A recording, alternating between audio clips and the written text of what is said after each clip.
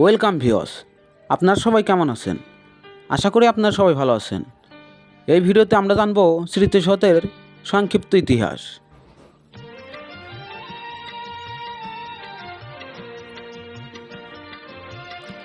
ঢাকা থেকে প্রায় 25 কিলোমিটার দূরে সাভার থানার নবীনগরে স্মৃতিসৌধটি অবস্থিত।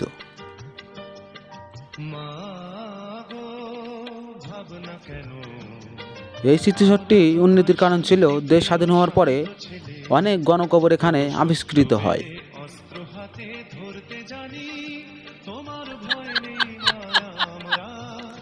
এই স্মৃতিসৌধটি 84 একর জায়গা জুড়ে অবস্থিত। 40 একর জায়গা জুড়ে গড়ে ওঠে স্মৃতিসৌধটি। আর এই জায়গাটা বিকাল 5টার পরে বন্ধ হয়ে যায়,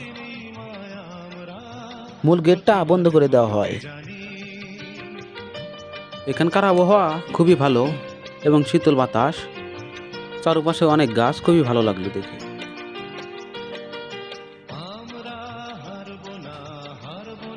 উনিশশো 72 সালের ডিসেম্বরের প্রথম জাতির জনক শেখ মুজিবুর রহমান এটি নির্মাণের পরিকল্পনা নেন।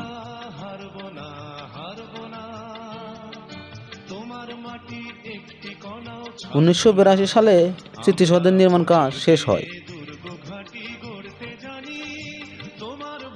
স্মৃতিসৌধের 7টি স্তম্ভ আছে। ছোট থেকে বড়র দিকে অগ্রসর হয়েছে।